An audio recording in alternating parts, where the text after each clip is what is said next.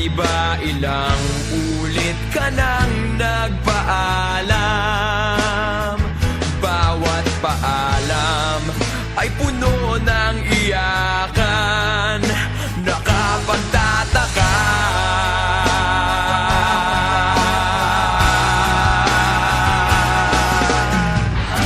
hindi ka ba napapagod o di kaya'y nagsasawa sa ating mga tampuhan? Walang hanggang katapusan.